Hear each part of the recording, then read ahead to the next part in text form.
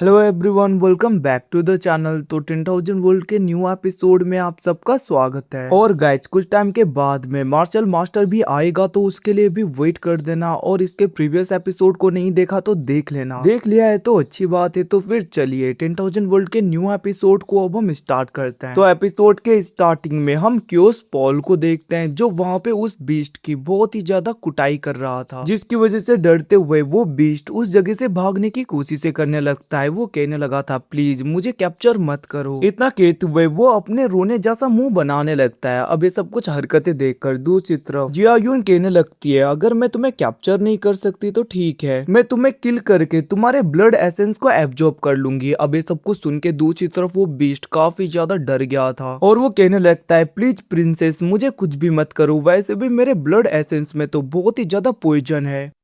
अगर आप मुझे ऐसे एब्जॉर्ब करोगी तो आप पूरी तरीके से खत्म हो जाओगी। इतना कहते हुए हम देखते हैं वो अपने साइज को छोटा सा कर देता है और वो मेंढक बीस्ट एकदम से जिया यून के पास में जाते हुए कहने लगा था, मैं आपका सर्वेंट बनने के लिए तैयार हूँ। प्लीज आप मुझे कैप्चर भी मत करिए और मुझे किल भी मत करिए, मैं आपका एक लॉयल सर्वेंट बन के रहूंगा। इतना कहते हुए हम देखते वो वहाँ पे बहुत ही ज्यादा प्यारी निगाहों से जिया यून की तरफ देख रहा था। अब उसकी ऐसी हरकतें देखकर हम देखते हैं जिया यून उसे पकड़ती हुए कहने लगती है, मैं तुम्हें अपना पेट तो बनाती, बट तुम खुद को देखो ना, तुम तो एक मेंढक जैसे हो और तुम प्रीटी भी नहीं हो। अगर तुम क्यूट होते तो मैं तुम्हें अपना पेट बनाती। इतना कहते हुए वो वहाँ पे उस बीस्ट को पकड़ रही थी। अब ये सब कुछ देखकर दूसरी तरफ हम देखते हैं वो बीस्ट कहने लगता है, इसमें मेरी कोई गलती नहीं है, मैं पैदा ही ऐसे ही रूप में हुआ था, आखिरकार मैं क्या कर सकता हूँ। बट मैं आपको प्रॉमिस करता हूँ कि मैं आपके साथ में हमेशा लॉयल बन के रहूंगा, कोई भी मेरे होते हुए आपको टच भी नहीं कर सकता। इतना कहते हुए हम देखते हैं वो मेंढक बहुत ही ज्यादा बड़ी बड़ी बातें कर रहा था। तो गाइज हम इस बीस्ट को मेंढक ही बोलेंगे क्योंकि ये मेंढक ही जैसा है। अब वहाँ पे मेंढक बीस्ट की बातें सुन के जिया यून कहने लगती है, तुम्हें अपना स्लेब बनाने के बारे में मैं सोच सकती हूँ, भले ही तुम दिखने में बहुत ही ज्यादा प्रीटी नहीं हो, भद्दे से हो, मेंढक जैसे, फिर भी तुम मेरे काम के हो सकते हो। इतना कहते हुए हम देखते वहाँ पे जिया यून तैयार हो गई थी उसे अपना सर्वेंट बनाने के लिए। अब ये सब कुछ देखकर दूसरी तरफ क्योस पॉल कहने लगा था, मास्टर आप चिंता मत करिए,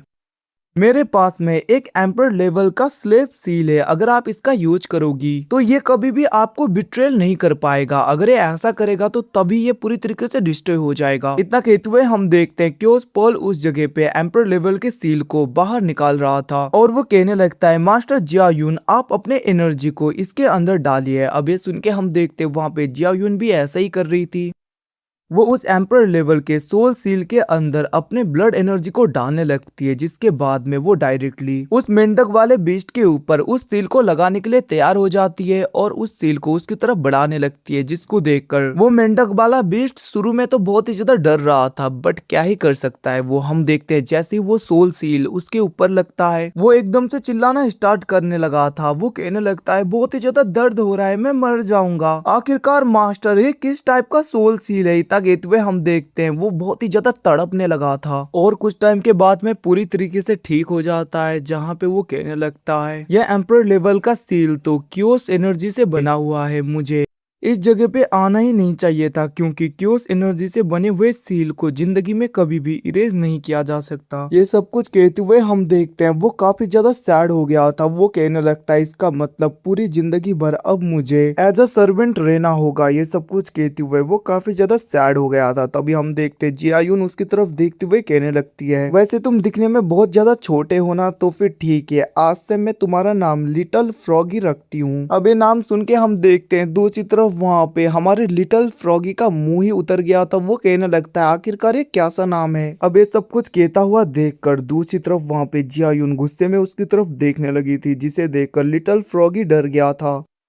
और वो कहने लगता है, मास्टर कितना प्यारा नाम है लिटिल फ्रॉगी, ये तो मुझे बहुत ही ज्यादा पसंद आ गया। इतना कहते हुए हम देखते वो वहाँ पे स्टाइल मार रहा था और वो कहने लगता है, मास्टर आज से मैं आपके लिए आग में चलने के लिए भी तैयार हूँ, अगर आपको प्रिंसेस को कोई भी परेशान करेगा तो मैं सबको खत्म कर दूंगा। इतना कहते हुए हम देखते हैं वो बहुत ही ज्यादा बड़ी बड़ी बातें कर रहा था, जिसे सुन के जिया यून कहने लगती है, ये तो अच्छी बात है, तुम हमेशा मेरे साथ लॉयल रहना। तो फिर ठीक है, सबसे पहले तुम क्योस पॉल के अंदर चले जाओ क्योंकि मुझे अपने फादर को समन करना है। अब उसकी ये सब कुछ बातें सुन के हम देखते हैं लिटिल फ्रॉगी क्योस पॉल के अंदर चला गया था, जिसके बाद में उस जगह पे जिया यून अपने एनर्जी का यूज करते हुए एक फॉर्मेशन को पूरी तरीके से एक्टिवेट करती है ताकि वो अपने ब्लड लाइन का यूज करते हुए लिन फैंग से डायरेक्टली कांटेक्ट कर पाए। अब हम देखते हैं वहाँ पे जिया यून अपने एनर्जी का यूज करते हुए पूरे फॉर्मेशन को एक्टिवेट करने लगी थी, जिसके बाद में वो अपने ब्लड लाइन के एनर्जी का यूज करते हुए उस जगह पे एक पोर्टल टाइप का कुछ ओपन करती है ताकि वो अपने फादर के लोकेशन को देख पाए। और हम देखते हैं कुछ टाइम के बाद में उसने वहां पे अपने फादर को ढूंढ भी लिया था, जो कि अभी भी कल्टीवेशन पे थे। अब लिन फैंग को देखकर जिया यून काफी ज्यादा खुश हो गई थी और वो कहने लगती है मैंने फादर को ढूंढ लिया। ये सब कुछ कहते हुए जिया यून काफी ज्यादा खुश हो गई थी और वो कहने लगती है फादर, बट हम देखते हैं वो जैसे वहाँ पे ध्यान से देख रही थी लिन फैंग के बॉडी के ऊपर बहुत ही ज्यादा क्रैक्स आ रहे थे। ये सब कुछ देखकर जिया यून डर गई थी। वो कहने लगती है आखिरकार फादर को क्या हुआ, ये क्या कर रहे हैं फादर। जिसके रिप्लाई में क्योस पॉल कहने लगा था मास्टर आप चिंता मत करिए, अभी आपके फादर बहुत ही ज्यादा क्रिटिकल कंडीशन में है, मतलब कि वो अभी निर्वाणा फ्लेम्स को एब्जॉर्ब कर रहे हैं, उन्हें अपने बॉडी के साथ में कंबाइन कर रहे हैं। जहाँ तक मुझे पता है ये प्रोसेस बहुत ही ज्यादा खतरनाक और डेंजरस होता है। अगर इंसान गलती से भी इधर उधर कर ले तो ये पूरे फ्लेम्स उसे पूरी तरीके से डिस्ट्रॉय भी कर सकते हैं।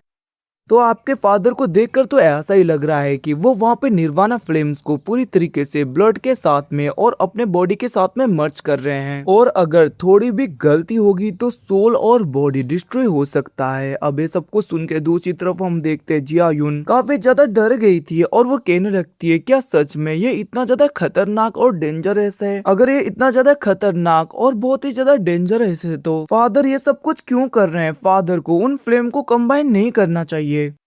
ये सब कुछ कहते हुए वो काफी ज्यादा घबरा रही थी, जिसको देखकर क्योस पॉल कहने लगता है प्रिंसेस कल्टीवेशन का पाथ बहुत ही ज्यादा भास्ट होता है, अगर हमें स्ट्रॉन्गर बनना है तो हमें रिस्क भी लेना पड़ता है। बिना रिस्क लिए और बिना कठिनाई के कोई भी आगे नहीं बढ़ सकता। कल्टीवेशन के रास्ते में सक्सेस होने के लिए लोगों को अपने जान को भी दांव में लगाना पड़ता है, क्योंकि इस दुनिया का रूल ही यही है कि जो स्ट्रॉन्गर है वही राज करता है। अगर हमें अपने चाहने वालों को प्रोटेक्ट करना है तो हमें भी स्ट्रॉन्ग बनना पड़ेगा।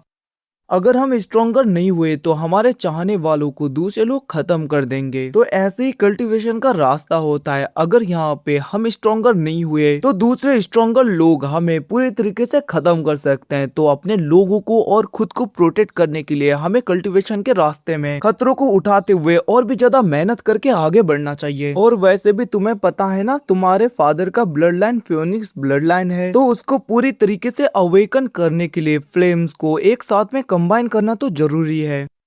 अगर तुम्हारे फादर ऐसे करेंगे तो वो अपने फियोनिक्स मार्शल स्पिरिट के पूरे स्ट्रेंथ को अच्छी तरीके से यूज कर पाएंगे, क्योंकि हम जितने ज्यादा स्ट्रॉन्गर होते हैं हमारा ब्लड लाइन भी उतना ही इवॉल्व करता है। तो अगर यहाँ पे तुम्हारे फादर का ब्लड लाइन और भी ज्यादा इवॉल्व हो गया तो वो और ज्यादा स्ट्रॉन्गर होंगे, जिसके बाद में वो तुम सबको प्रोटेक्ट कर पाएंगे। अब वहाँ पे क्योस पॉल की बातें सुन के दूसरी तरफ हम देखते हैं जिया यून रोने लगी थी और वो कहने लगी थी मैंने कभी सोचा नहीं था कि बस हमें प्रोटेक्ट करने के लिए फादर को इतना कुछ सहना पड़ता है। ये सब कुछ कहते हुए हम देखते हैं वहाँ पे जिया यून बहुत ही ज्यादा रो रही थी और वो कहने लगती है मैं और आयुन बहुत ही ज्यादा कमजोर हैं, अगर हम दोनों और भी ज्यादा स्ट्रॉन्गर होते तो फादर को ये सब कुछ सहना नहीं पड़ता। ये सब कुछ कहते हुए हम देखते हैं वो और भी ज्यादा रोने लगती है और वो कहने लगती है फादर बहुत ही अच्छे हैं, वो हमें प्रोटेक्ट करने के लिए रात दिन इतना ज्यादा कठिनाई से कल्टीवेशन कर रहे हैं। ये सब कुछ कहते हुए वो आगे देख रही थी, तभी हम देखते वहाँ पे लिन फैंग की बॉडी पूरी तरीके से फ्लेम में कन्वर्ट होके उस जगह से डिसअपियर हो रहा था। अब ये सब कुछ देखकर जिया यून काफी ज्यादा घबरा जाती है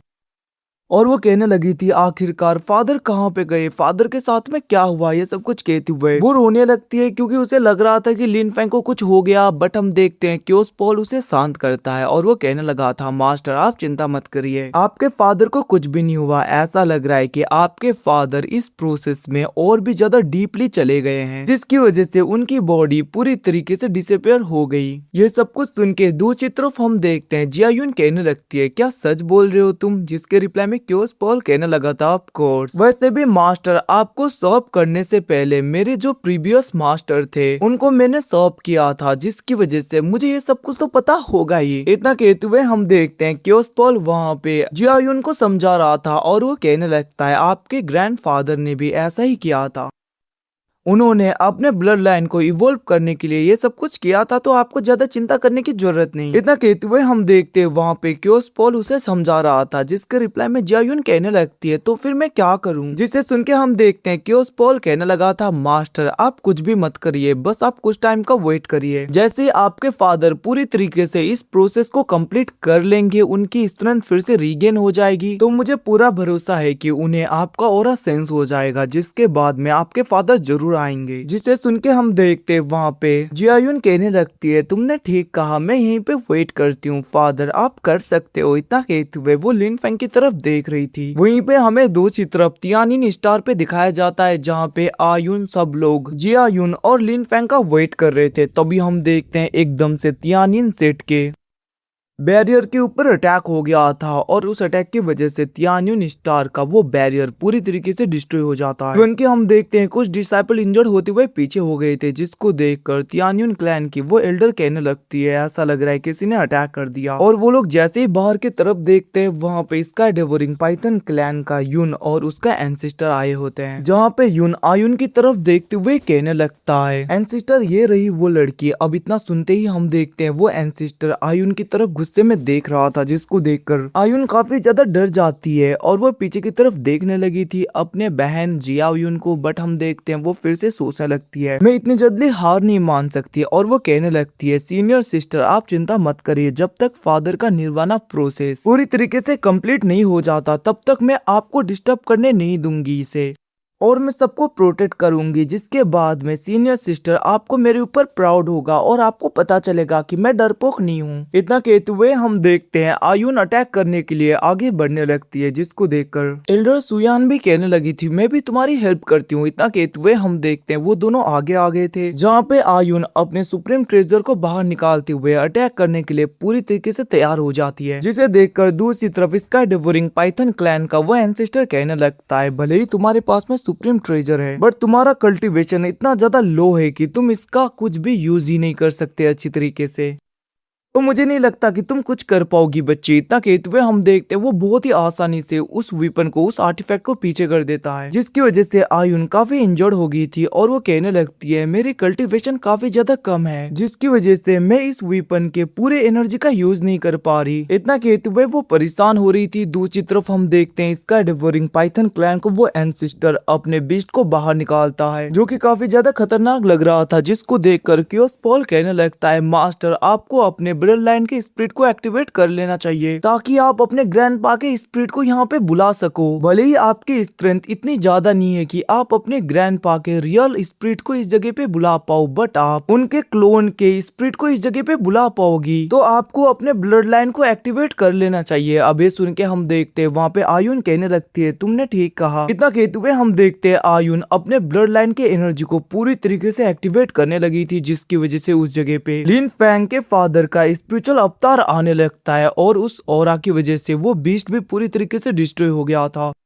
अब ऐसे खतरनाक पावरफुल स्पिरिचुअल ऑरा वाले स्पिरिट को देखकर दूसरी तरफ यून तो काफी ज्यादा डर गया था। इवन कि वो एंसेस्टर भी कहने लगता है, मुझे ऐसा क्यों लग रहा है कि इस पर्सन को मैंने कहीं पे देख रखा है, बट मैं अच्छी तरीके से पहचान नहीं पा रहा। वैसे भी इस स्पिरिट को देखकर ऐसा लग रहा है कि ये जरूर थॉट ट्राइबुलेशन एम्पर रिलम में होगा। अब ये सुन के देखते हैं दूसरी तरफ वहाँ पे यून तो काफी डर गया था, और वो कहने लगता है, एंसेस्टर अब हम क्या करेंगे। वहीं पे दूसरी तरफ हम देखते हैं लिन फैंग के फादर काफी ज्यादा गुस्सा हो गए थे, और वो आते हुए कहने लगते हैं, आखिरकार तुम्हारी इतनी हिम्मत, तुम मेरे ग्रैंड चाइल्ड को टच भी करने की कोशिश करो। इतना कहते हुए हम देखते हैं वहाँ पे लिन फैंग के फादर अपने स्पीयर को समन कर लेते हैं और अटैक करने के लिए तैयार हो गए थे। ये देखकर दूसरी तरफ यून तो काफी ज्यादा डर गया था, और वो कहने लगता है, सिस्टर हम क्या करें अब, ये स्पिरिचुअल अवतार थर्ड ट्राइबुलेशन के एम्पर रिलम में है, तो इसकी रियल बॉडी भी जरूर 6th ट्राइबुलेशन पे तो होगा। अब ये सुन के हम देखते हैं दूसरी तरफ उसके एंसेस्टर कहने लगते हैं, तुम घबरा क्यों रहे हो, और तुम्हें लगता है कि बस मैं यहाँ पे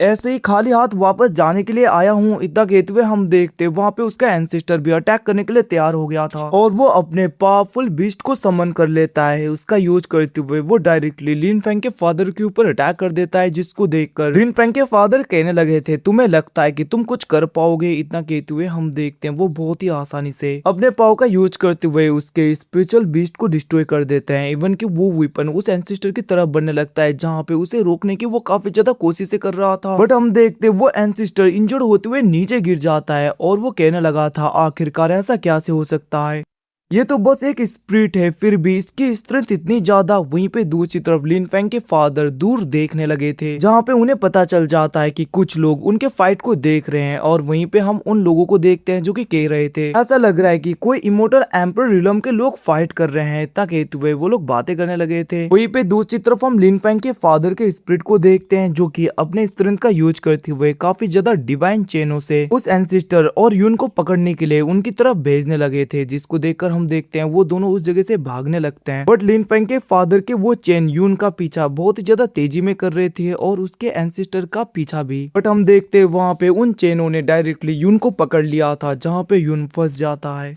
जिसको देखकर लिन फैंग के फादर अपने फ्योनिक्स मार्शल स्पिरिट का यूज करते हुए उसके ऊपर अटैक कर देते हैं। अब ये देखकर वो डर गया था। वो कहने लगता है एंसेस्टर प्लीज मुझे बचा लीजिए। इतना कहते हुए वो चिल्लाने लगा था। और गाइस इसी के साथ में एपिसोड खत्म। कुछ टाइम के बाद में मार्शल मास्टर भी आएगा, तो उसके लिए भी वेट कर देना। Thanks for watching boys, see you again. मिलते हैं अगले एपिसोड में, तब तक के लिए टेक केयर गाइस।